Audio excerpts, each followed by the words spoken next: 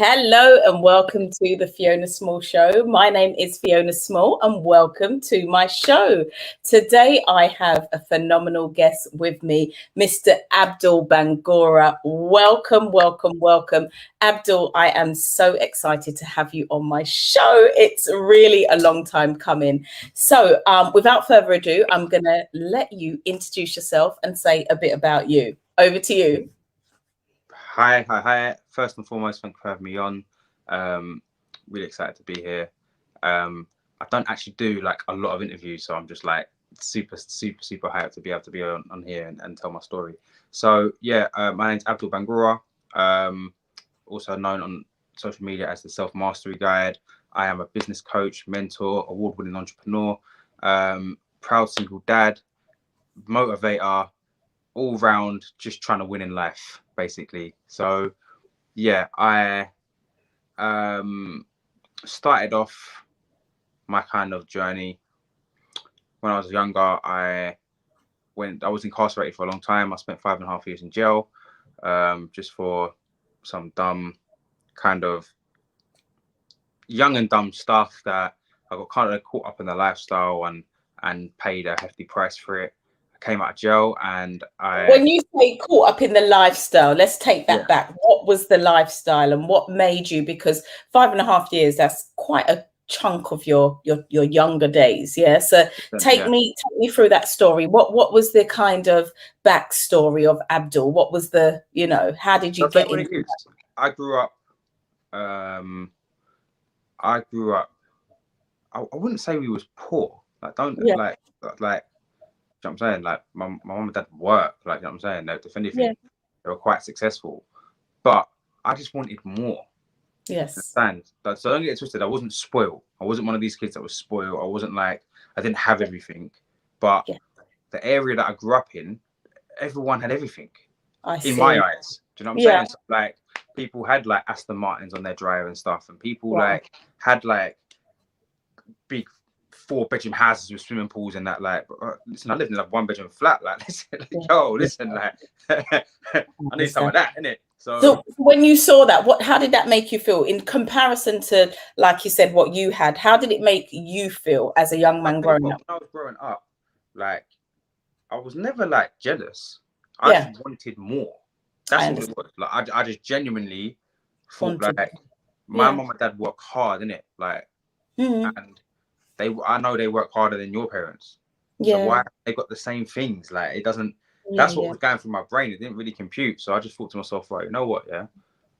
Like, it wasn't really until like I was at college, if I'm honest with you. Like, it wasn't like I was 14, 15. Like, I was genuinely quite a good kid. Like, but I got to that age where I started to like understand that money makes the world go round. And like, I just needed money. And I was like, what can I do for money? And I've always been quite academically smart, but at the same time, I've always been good with numbers. So I just thought to myself, like, I know I can do something and kind of get away with it and know how to stay under the radar. And, well, obviously, you just think you're above the law, don't you? Like, when you're young. I live in Essex. I stand out. I'm a black kid around. I'm a minority. So, of course, like, I'm going to fit the stereotype. So it's inevitable, really, if I'm honest with you. So who was your role models? Like, when you say you fitted the stereotype, you lived in Essex, you was a minority in your area. Who were your role models at that time? When I'll say my dad, 100%. My dad was definitely my role model. Like, if anything, probably the only one. Like, my dad, I've never seen my dad work for anyone. He's always been his own boss. Yes. I can remember, like, he's always had his businesses. Literally, I've never seen my dad call another man boss or wait to get paid. He's just always been a go-getter. So naturally, that's kind of like in you. It's in me. Like, I tried to get a job when I was younger. When I was like 17, I worked in a call center. I lasted 3 days. I was like, this is long. Not for you. I have to ask to go to the toilet when I just want to go to the toilet. Like, I can't. you weren't used to that. Yeah. I was like, this ain't a bit of me. Like, it's like. So I tried. It's not like well, obviously that's not trying, but you know what I'm saying, I gave it a go. You gave it a go. Yeah, there's nothing wrong with giving it a go, and it just wasn't in it. So different. That was definitely my role model growing up. Still is now, to be fair. So fantastic. And seeing your dad, like seeing your father work for himself, run businesses, be his own boss, and kind of being accustomed to not seeing dad like kind of, you know, have to kind of take instructions. He's the one giving out instructions and giving orders. It probably gave you a mindset where you're like, actually, that's the shoes that I want to walk in, and that's what I want to mirror. So if dad was kind of like a businessman and he was your role model, how did you kind of get yourself on the opposite side of the law? What was the kind of, how did that happen? So I'll tell you what I think it was, yeah, looking back now in hindsight. So see, my dad was in the army, right? Okay. So he was in the Royal Artillery for 15 years or something. So we grew up very disciplined. Yes. Like, I'm talking, when I say discipline, like when we come home from school, our shoes had to be cleaned, shirts had to be ironed, like hanging, like discipline. Do you know what I'm saying? Like I appreciate that. But I think I got to an age where, like I said, the area that I was in and the people that I was around, they used to talk to their parents like shit. Like, I see. You know what I'm saying? I'm like, I'd get scared if I go to their house. I'd be like, you're talking to your mum, like bro, my dad will beat the shit out of me if I ever, like, I wouldn't even, that thought wouldn't even comprehend in my brain. Like, that's just, yes. That's Wow. So, wow. Like, I think over time, I kind of rebelled. Like, I think I just rebelled, and I was just like, well, nah, you know what? Like, so and so can move like this, so I must be able to move like this. You know what I'm saying? And yeah, I just kind of rebelled against what was a very, very, very good system put in place for me by my parents. And I think it's definitely the people that I was around and the environment that I grew up in. And I didn't see it from an outsider's point of view because I was living in it. So like my dad would say to me, look, you don't understand. Like, I've been in this area for a long time. You are going to stand out. You are a young black man living in Essex. There's nothing that they're going to come to you first. It's inevitable. I didn't listen to that. You know what I'm saying? Because I'm thinking, no, I'm fitting in. I'm like, I'm there. So I think it was nothing to do with how I was raised or how they did everything perfectly. I think it was a case of I stepped out. You just stepped out of line. You stepped out. Yeah. In it, and 100 of you, that's what happened. So then what happened was, it wasn't a case of like I was a proper bad kid. Like, I wasn't like that. I was just an opportunist, right? You saw opportunity. Yeah, and where I'm, like I said, I'm genuinely quite academically smart. I kind of just put two and two together. I was like, well, if I do this and I get this and I do that, I can, you know what I'm saying, but I can kind of just go to college and like no one will know and like it's all good. And it, don't get twisted, it worked for a while and we made money, but then obviously you get caught in it and then you go shower. It has its timeline, like everything. And this is the thing, I suppose, when people do live on the wrong side, there is a timeline for everything, isn't it? And I suppose for you, you probably had your run. Yeah, would you call it that? You call it. You have a run, and that's it. It comes to an end, and then when you go to jail, you meet people that have actually like are at that top level, and they'll say, "Listen, I wish I worked in Sainsbury's." Yeah, wow. It's a joke thing. Like, what am I doing? Like, I genuinely wish I just worked a normal job and got it's on not with worth it because they're doing big sentences. You know what I'm saying? So you don't so what see did that teach you? What did that teach? Because seeing, obviously, maybe was it for you the first time kind of being incarcerated and seeing things from the other side? What was that like for you? So if I'm completely honest with you, at first when I went in, I was a bit excited. Okay. How old were you? How old? 18. I was 18. Okay, so you were young. So I was young, so I was a bit like, wow, like, is this what it's about? Like, all right, cool. Like, it didn't really hit me, if I'm honest with you. When I first went in, it didn't hit me. Like, I was a bit like, is that because it was young offenders? Was it a young offenders that you were? And do you know what's kind of sad about that situation is, like, that's kind of like one of the first times I've been around that many black people. Wow. So it's a bit like, it's a bit how can I describe it? Like, it was a bit of a weird paradox because, like, at one end of the spectrum, obviously I'm being punished for doing whatever I've done, but at the other end, I'm like, bro, I kind of feel like I'm just around bare cousins. Like, you know what I'm saying? Yeah, and it was the most strangest kind of like way to describe that experience, but that's the only way I can describe it. Obviously, I didn't like shit. Obviously, excuse my language, but like it wasn't an experience. It wasn't. I saw it as like, oh wow, like okay, cool. And then you start to understand the different characters of people and the different personalities, and then you realize like, yo, listen, this is just a place full of like lost souls in one building. Like mad. So I did eventually kind of manage to understand myself more. Yes. Would you say you found yourself then? Understanding yourself. Did you find you? Was that your wake up? Was that your shake up? And everybody has like a life experience where it's like that knee jerk, that sudden, oh my gosh, wake up and smell the coffee. Was that your moment? I don't think it was, Okay. I don't think it was. It was a part of the moment. Yes. But I don't think it was the moment. I think it was a case of within myself, I learned who Abdul was, right? Wow. I understood patience, discipline, everything that my dad taught me from a kid come into play. Because was it making sense? Yeah, because no strangers, like you kind of follow in people's footsteps, right? See that the people that you're around, they say you become like them, right? The 5 people you're around or whatever. So it's kind of strange that like my dad was in the army for X amount of time, came out of the business. He was incarcerated in a sense where like he had to stick to a routine, discipline. The same thing happened to me, but obviously on another end of the spectrum. So I'm incarcerated, obviously in prison, but I'm still understanding discipline. You got to wake up at the same time. You got to do this. You know what I'm saying? Everything's like regimented, right? So where that had already been installed in me, it was relatively easier for me to comprehend what the situation I was in. So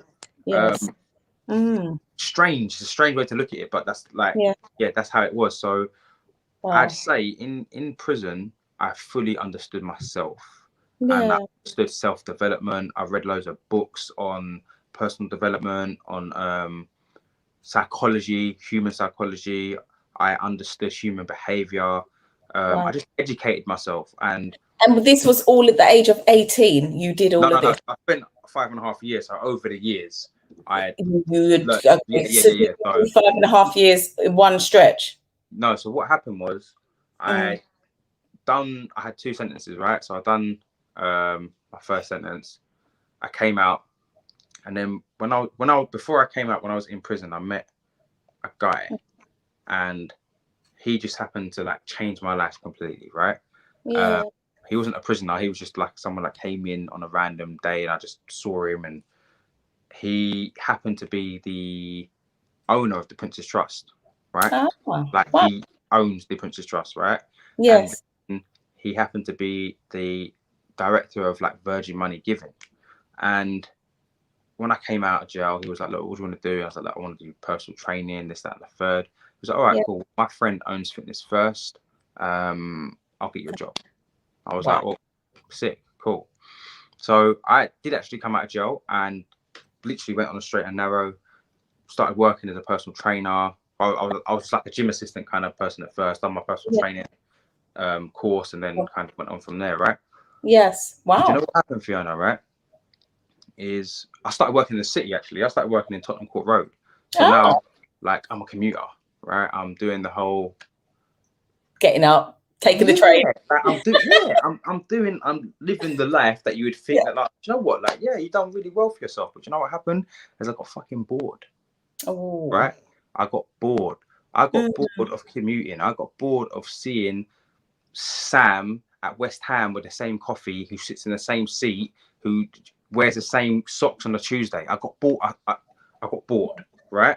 And I sat and I thought, nah, man, there's more to life in this, because obviously it's all good, but there's something that I'm getting the ick. And that other life's kind of calling me a little bit. Like, I'm just thinking, oh, you know what? I can just pick up the phone and make 10K. You know what I'm saying? What am I doing? Getting up at 4 o'clock in the morning, going there and coming back for £200. Like, what am I doing? Like, so I started to get into that mind frame over like a couple of months, and I slipped up, went back to that life, and literally got nicked straight away. Like literally. But then I had to go, and I went back to jail. Yeah. Then what happened were you recalled back? Were you on license at the time? I was recalled. I had another sentence. Oh, it was just some absolute joke thing.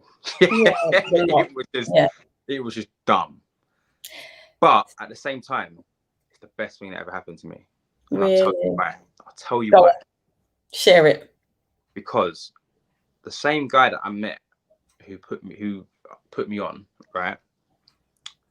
He come and saw me. So I went to Wandsworth, and I was in Wandsworth, and I'm just sitting there thinking, mate, like I just fucked up. I just blew all these opportunities. I met this guy. He helped me out. Like in that time, this guy introduced. I didn't even say. He introduced me to like Richard Branson. He brought me around big people, and I've just gone, yeah, fuck that, and gone back to jail like a dickhead.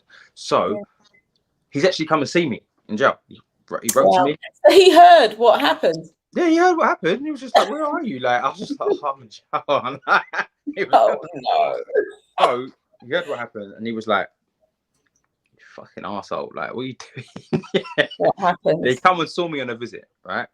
What happened was his dad used to be the governor of the jail.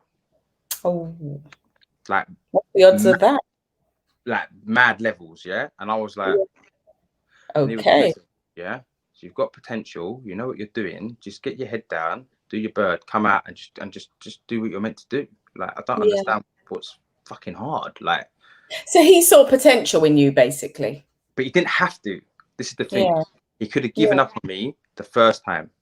The second time, like, do you know what I'm saying? I fucked up. I hold my hands up, take accountability, and he still came and was just like, "Listen, there's something in you. Like, you're not seeing it, right? Yeah. I can see it. You definitely need to be able to see it." So anyway, when I was in Wandsworth, that's when I learned my lesson, right? Yeah. That's when the light bulb moment hit. Because I was like, right, you know what? Yeah. Like, the people that I was around, they weren't young offenders. Now I'm in an adult's jail, right? And now I'm around people that are actually like cool. Like, people go jail for whatever they go jail for, but they're not young offenders. People got families, people got houses, people got businesses, you know what I'm saying? So that's when I've really started to delve into the personal development side of things. I started to read on Tony Robbins, Robert Kiyosaki, the Les Browns. Like, I was when I say infatuated, I mean that was my life. Yeah. So when I was in there, I came up with the idea, like, you know what? Obviously, I've got my personal training qualification, but I want to do something along food. I need to I need to be able to add value to my clients' lives, right? So what I did was I come up with the idea of like a healthy food truck, but I was just going to go to the train station to just give out coffees and sandwiches and stuff. That was my actual original idea. And then when I came out of jail, I had no money, right? I was on my ass. I had like £50 I started working in one of my friend's gyms and just started personal training there. And one of the guys in the gym was doing meal prep, right? And I was like, oh, this is the idea that I thought of. I was like, I can't really step on his toes because it's gonna look like I'm just seeing it. But I actually had this idea, innit? Like, I thought, let me just link up with him. I said, yo, bro, like, can we just, like, I've got some sick ideas. Let's do it together. He was like, yeah, all right, cool. Anyway, cut long story short, it didn't really work out because he had his own agenda and I had my own vision. And I just kind of went my own way. And all the money that I saved from personal training, I had about £2,000. There was like an old Subway in my area. It'd been dilapidated for like 4 years. I literally had all the money that I had, I put into the deposit and first month's rent. And did you approach the council? What did you do? Approach the council and ask them if you could use it? How did it work? What happened was my mum knew the landlord. Wow, you are connected. Yeah, you know what? I can't remember how. I think she rented something like an office from him ages ago. I can't even remember how. Right? How she knew him, but she knew the landlord of the. Like, he's just one guy that's got bare properties in it, and he was like, "All right, cool. Do you know what? Cool. I'm gonna give you a shot." You know what I'm saying? Like, cool. This is all you got. I told him my idea. I was like, look, I just need a chance in it. Like, please, like, what I'm saying? And he was like, all right, cool, do your thing. And yeah, thank God for him. I got the keys and I just started going hard, if I'm honest with you. Like, I don't even really know how to describe how it happened. Amazing. I got the keys to the shop. So Yeah. what I used to do was I was to go and personal train all my clients that I was personal training. I'd say to them, look, I'll do your food for you as well. So come and train with me and take like 2 meals a day off me, take 10 meals, and I'll give it to you for this package. So yeah, because it works hand in hand, isn't it? Exercise it and makes sense. food, and yeah, It yeah. is. Well done.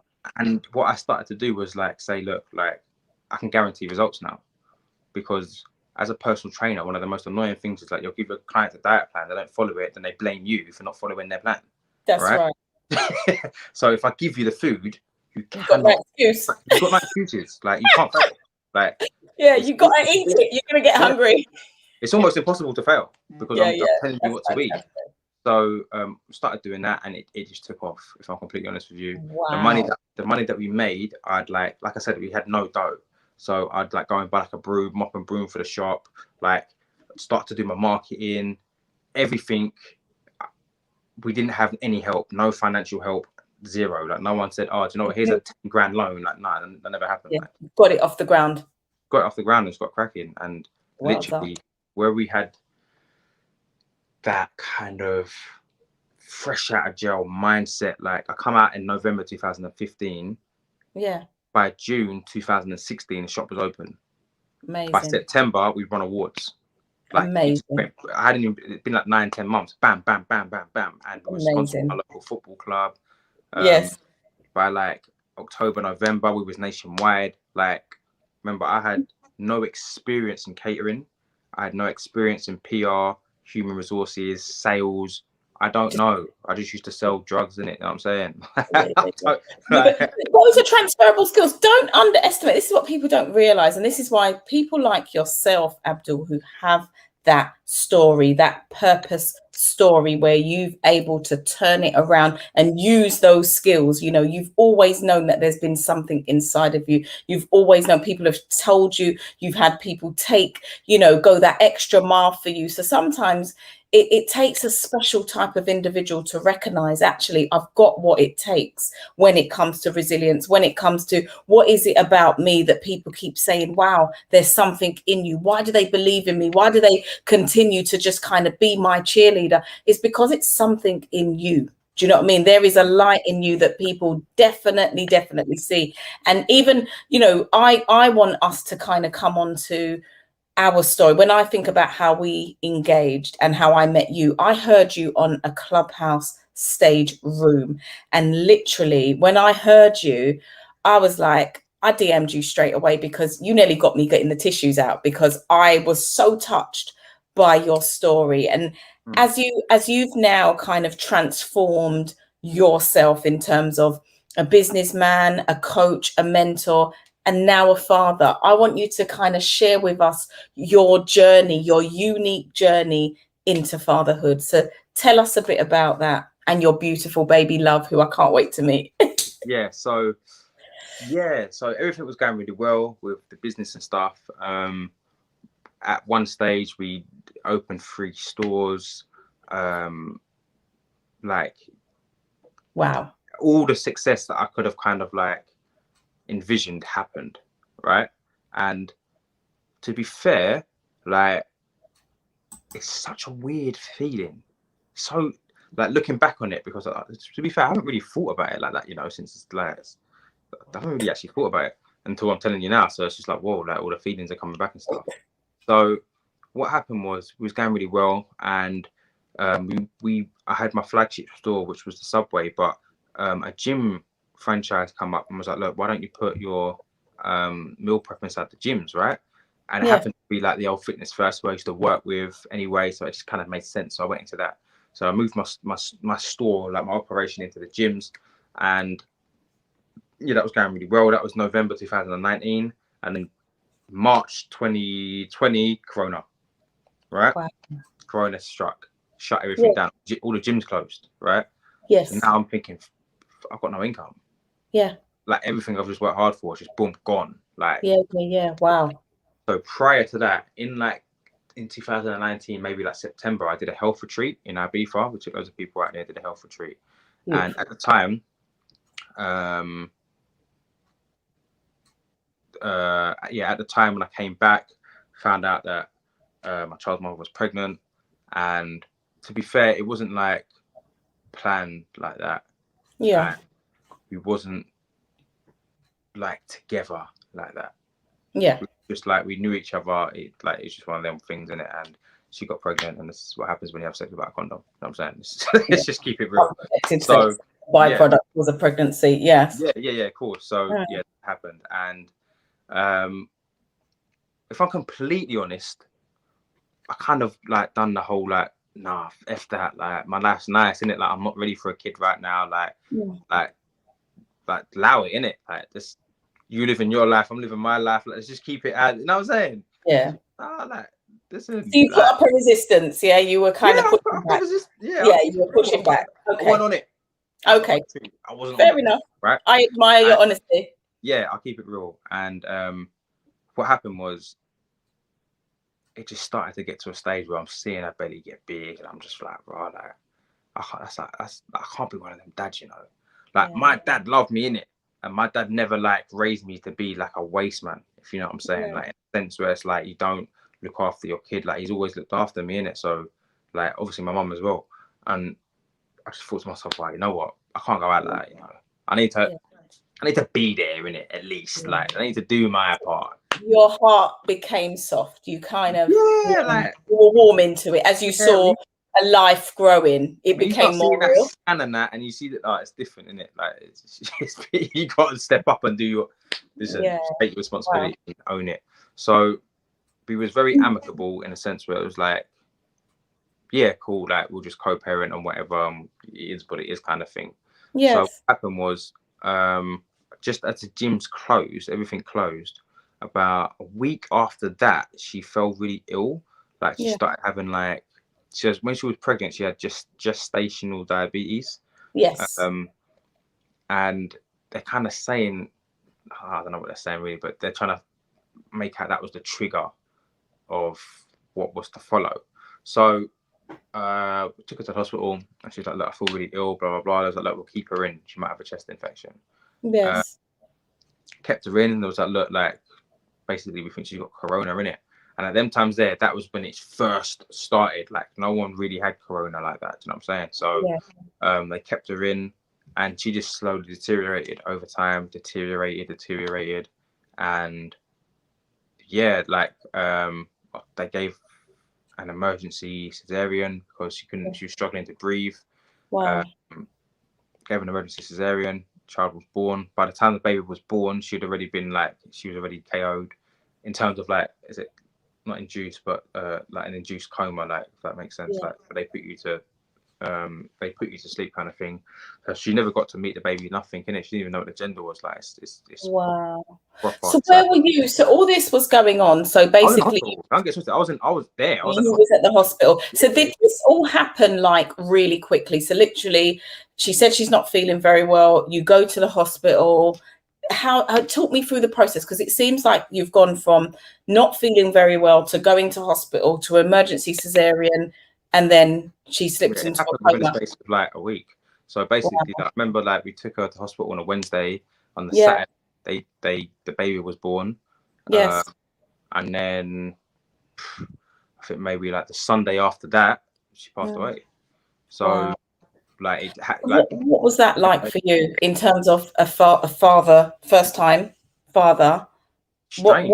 Just like, what was that? Do you know what it was? Yeah, it was just such a weird. Do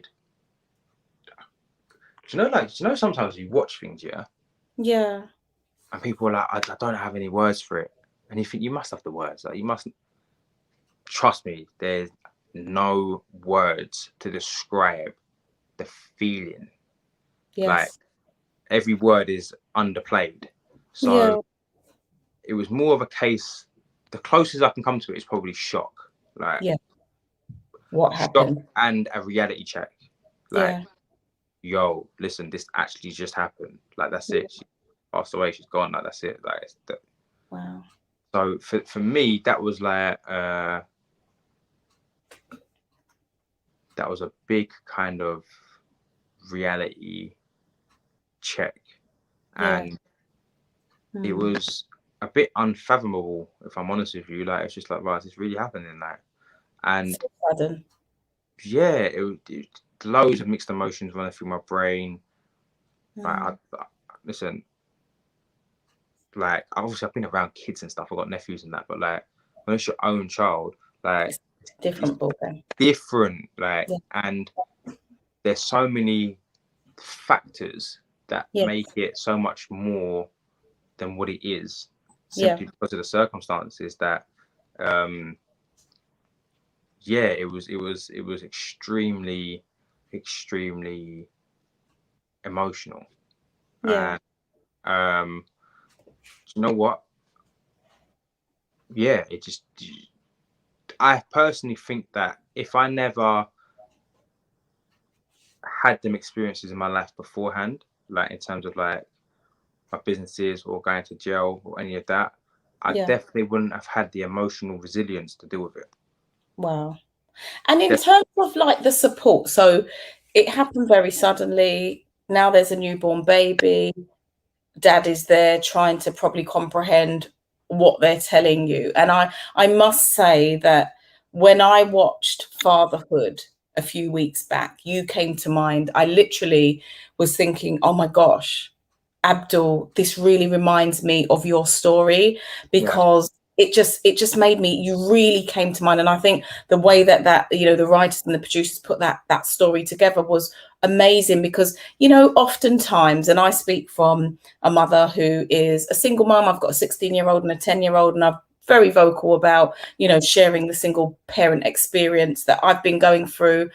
But it's very rare that we see on screen the single dad story, especially from the Black experience, if that makes sense. We don't ordinarily hear it anyway. We hear it, but we know it's there. But I don't think we give it the credit that it's due. And I must say, like, the first time I ever heard you speak and how you articulated yourself and how you just authentically shared your story about your journey into fatherhood, fast forward 14 months, you're here. And for you to see that on screen, I remember you put a post, I think it was last week, on your Instagram and said, I've just literally watched my story.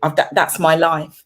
And it resonated. It must have really resonated with you, because you're living it. You're living I can relate to you in a thing where, those sleepless nights, the colic, the constant pooing, the kind of not knowing what's wrong. Why are you crying? I've done everything. Why are you crying? What is the matter, baby? Tell me what's wrong. No, you can't tell me because you can't talk. I've just got to try and figure it out. Like, you've been there, like, in terms of relatability, in terms of this journey of parenthood. You can sit down and we could probably just reason this out and be like, yeah, I get it, because you are doing it. And what I do love about you, especially when we had you as a guest on our Single Parent Day Summit, what was beautiful when you came on screen, she was there on the side of you. You said, actually, I've got to be back. She's just done a number 2, but I'll be right back with you. You sorted her out. You came back on with her. You and her just cotched up. She had her bottle on side. He was like, I've got this. Daddy got this. It was just the most beautiful picture ever.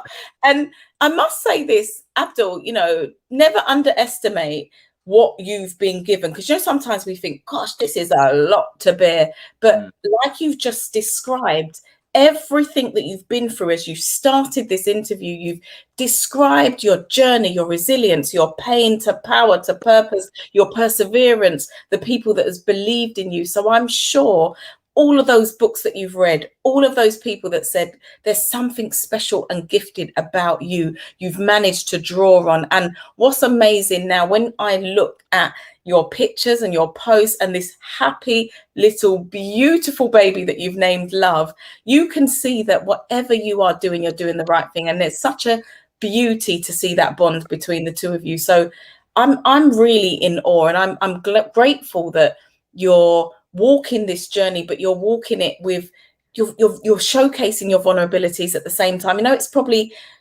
not an easy thing to do, because most people, when you're not prepared for something and life just suddenly throws things at you, you're like, I didn't sign up for this. This was not what I expected to happen. And the sheer fact that you know, not only are you represented it, some people would have thought, no, maybe my mum could take her, or so and so could take her, and I'll pop in and help out. But you're doing it full time. What is the response that you ordinarily get from people? Because I know it must be kind of like that. You know, I can see she's. I'll tell you what, yeah. I think that going back to fatherhood, yeah. Yes. So mad, because the two scenes that I could proper relate to, right?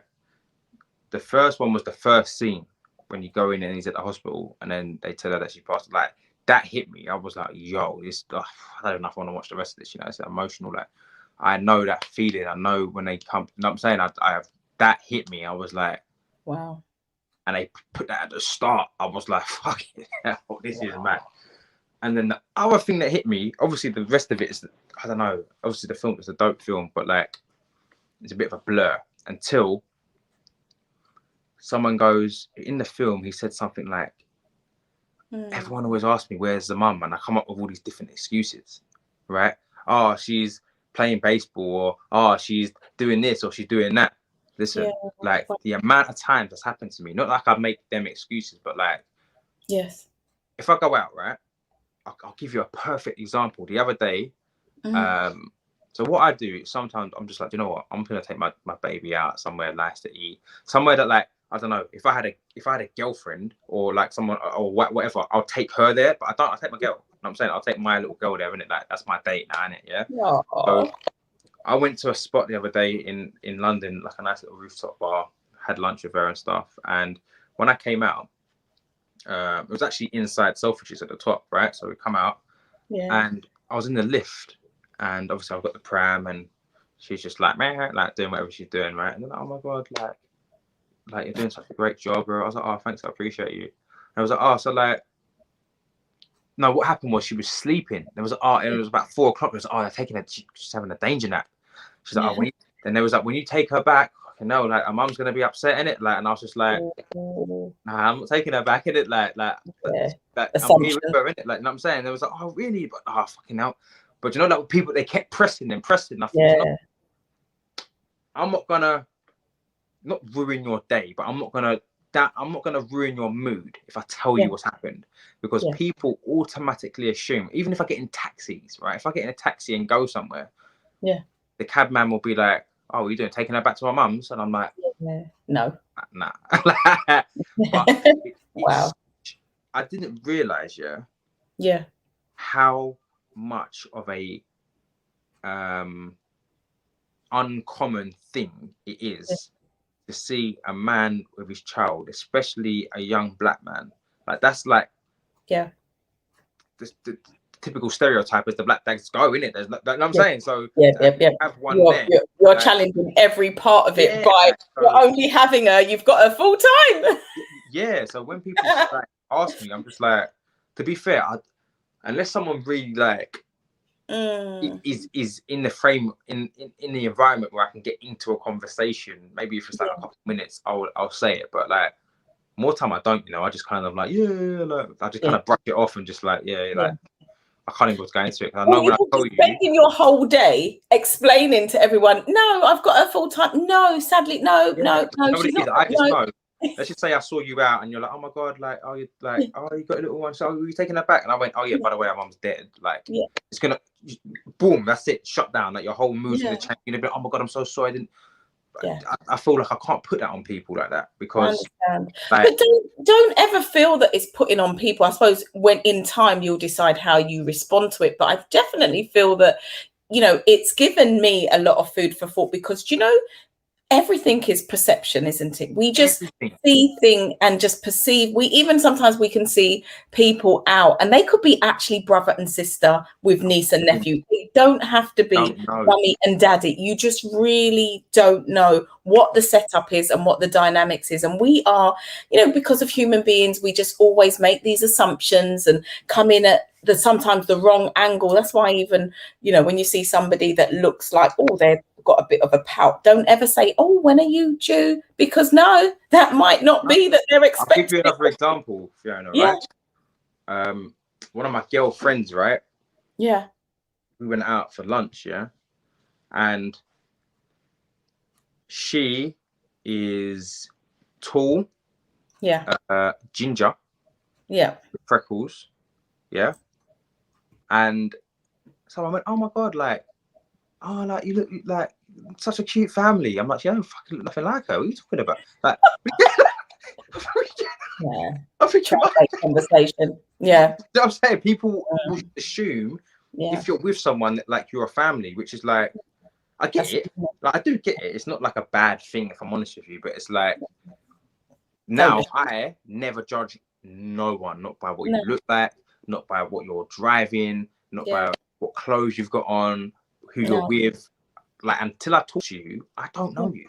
No, you don't. Like, and even sometimes it's like, you know, you're not kind of, as you rightly said, obliged to explain your situation. That's why sometimes when you see people wear these statement T-shirts, and it could even be, you know, she's mine, I have her full time, I'm a single dad, and what? Do you know what I mean? It's something so simple where people can just like stop asking the everyday questions. But I think where you've probably become quite accustomed to it now, and it's become your everyday journey because you always have her with you. She's kind of like your little, I wouldn't say your handbag, she don't wear a handbag, but your briefcase or your laptop. Do you know what I mean? Because she's there everywhere. Everywhere. It's like, do you know what? I'm so, obviously I'm still in the process of getting used to it because she changes every day. Like, she's gonna start talking soon. She's already trying to like talk. She talks fluent, baby, like fluent. Babble. But like fluent in babble. But she's gonna start getting to the stage where she's gonna be able to say words and start asking questions. And so I'm kind of just preparing myself in a sense, like, I have to have the answers that she's gonna, like, the questions she's gonna ask me. Like, I have to have the answers. And see, like, in fatherhood, the same thing happened. And I sat and I watched. That's one of the reasons why I watched it to the end. I was like, oh, I wonder what he says. About what's happened. I wonder how my baby's gonna feel. Like, I don't ever want her to feel guilty or feel like it was her fault or anything. You know what I'm saying? So I've got to like really think about what I'm doing now, because it's gonna affect my future and affect her future. So I'm very cautious with like the relationships that I have with people. I'm very cautious with like who you introduce her to. And how I move, and like my whole life changed. Like, I have to kind of take that role, and it is what it is. Like, and do you feel that you've had the support that you've needed, like in terms of, think about, you know, shock? Sometimes we have delayed shock, we have different, you know, it hits us differently, and this was really unprepared. It wasn't somebody who was ill. You know, gestational diabetes in pregnancy is a common thing. You know, it's very common. Some of these, you know, some people get low blood pressure, high blood pressure. Some people, you know, there's preeclampsia. There's a range of different things that some women will get during pregnancy. And because you probably just had to adapt extremely quickly to some news that was fatal news as well, and I don't know how it was managed in the hospital, or, you know, kind of when you were given the baby and all of that stuff, would you say that you were given the tools that you've needed? And would you say, even in terms of exploring kind of your own healing journey, and as you prepare to kind of think about, because she's still very young, and the good thing is that you have built this real strong bond now where she'll be able to think, daddy's always been there, daddy is, you know, doing this. What do you feel you would need to kind of help you on your healing journey? How have you managed that? First thing I did was take up therapy. I took up therapy for a while. That really helped me understand and just kind of let out what I needed to let out, and just kind of like allow me to understand that it's okay to be vulnerable, and the situation that I'm in isn't a normal situation. like this isn't like, this is major. Remember, I've only been out of jail for 5 years. So like, I had my business success. I had, like, in my head, it's like I kind of lost my freedom, I lost my finances, and then I lost my child's mother. That's a lot. Like, that's like a lifetime's worth of things, just one of them. You know what I'm saying? So I've had 3 happen in 5 years. That's mental. So it's been a lot. Wow. I think I've definitely had the support, and I've got a good network of people around me. Not even just family, like I've got like genuine good advisors around me, people that Excellent. I look up to, people that I know I can call and just have a little chat. And also like, and I've only started now kind of taking time for myself. Like, so Excellent. like sometimes like, I don't know, like my mum will have her, or my brother, or my whoever, like my family will be like, look, give us to me for a day, just go and do nothing. Sometimes I sit in my house with nothing on, Yeah, and silence. and just chill and just like meditate and just like Yeah. and just take it in, you know. And then Yeah. like, I'm like, cool. I just needed Yeah. that to And refresh.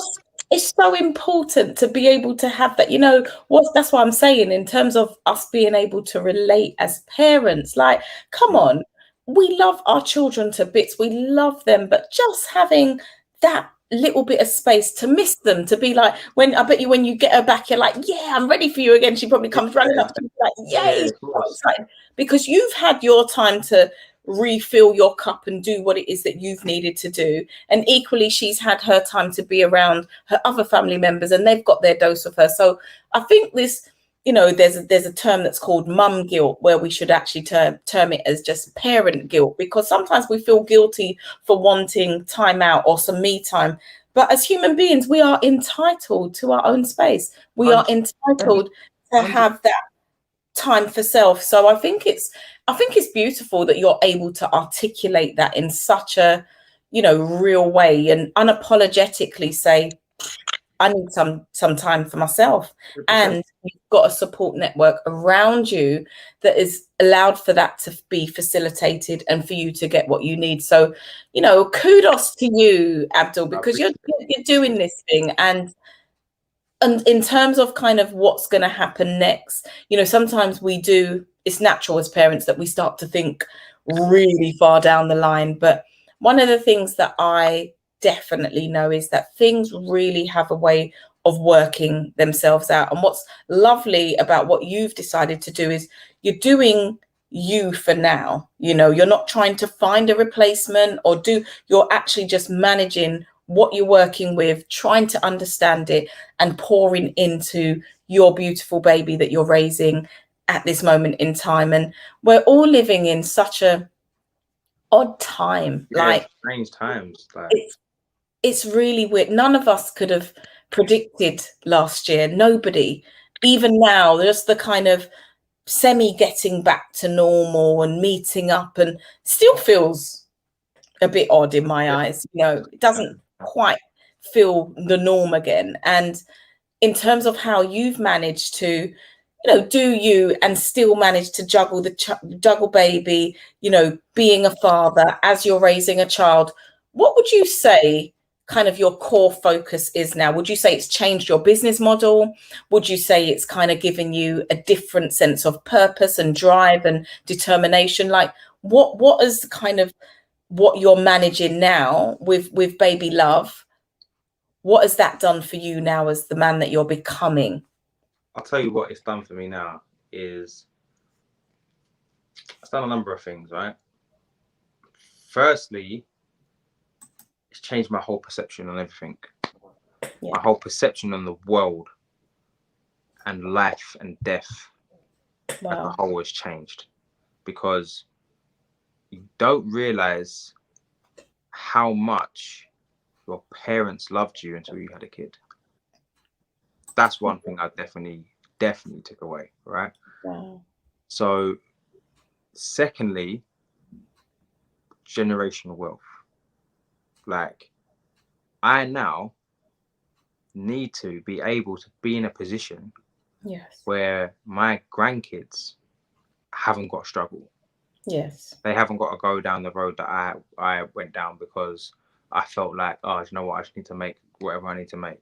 Like, that's now my responsibility, right? Thirdly, it's given me that drive. When I came out of jail, I had this mad drive, you know, like I was like, listen, I've sat down for like 5.5 years. I can't sit down no more. Like, I've sat down, like I'm on full drive. That was like the foundation course to what is now. So everything that I achieved in my business, like, don't ever, like, I worked fucking hard, like very hard. I'm talking like 17, 18-hour days. Like I can almost guarantee no one worked as hard as me. I can almost guarantee it. I worked that hard, right? Yeah. But that now seems like it's nothing. That was like, what, you think you worked hard then? Now is when you step it up a gear. Now you got hard. So everything I did before, like I said, was the training of emotional resilience to bullshit. Yeah. Because life comes at you in mad ways. Whether it's people trying to just like, you know what people are like, whether it's in business, listen, business is business, isn't it? Like, it's not ever it's hard, isn't it? Like, and people will just, it is what it is. Whether it's people letting you down, anything. If you're not emotion, you haven't got that emotional barrier around you that it just repels bullshit, right? You're gonna get too emotional. And when you get emotional, would you say you're guarded? Would you say you are quite guarded and protected? Would you say that with everything that you've been through and are still going through, because we're only dealing with 14 months. 14 months was not that long ago. It's very fresh.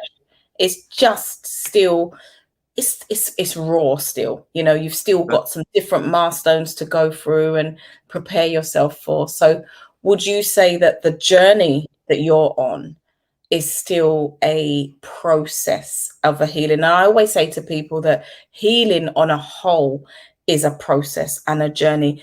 Mastering self, you know, becoming so self-aware and self-mastery is something that, you know, sometimes we learn so much about ourselves as we grow older, as experiences hit us, life happens, as you rightly said. We develop a sense of, wow, you know, you shock yourself sometimes at 100%. How you even respond to situations. How would you say that this now has, you know, kind of shaping you? Would you say it's still a very much a process, or will you say that actually I'm open to kind of discovering where it takes me? Listen, it's always going to be a process. It's never. It's going to be a never-ending journey. Yeah. Because, listen, in 5 years' time, when my baby can talk and go, all right, Dad, so like, tell me again what happened. Yeah. Listen, it might not have hit me now. You know what I'm saying? It might hit me when she's 9 years old and it's her sports day and she wins, and I'm like, oh, right, like, I wish that thing. Do you know what I'm saying? I know this. Like, it's never gonna be now. I'm still probably in the what's that word? I'm in that phase, of kind of rebelling against what's happened by just keeping myself busy. The distraction phase, right? I'm distracting myself, right? Because I kind of have to, in a sense. But I don't have to. It's probably healthy to keep you occupied, to keep things going, to keep it moving. Like, as she's growing as well, she's obviously at a busy stage, so she keeps you busy. 100%. There's going to be a day where I just break down. That is inevitable. That's going to, that is a, if I didn't, I don't think I'd be a cyborg. I wouldn't be human. I wouldn't have no emotion. Do you know what I'm saying? So like, the thing about me is I'm fully aware of that, right? And I fully understand. That's why my Instagram is called the Self-Mastery Guide, because beforehand, my Instagram wasn't how it is now. I was gassy. I was there, chains, cars. Like, I'm saying I was on that kind.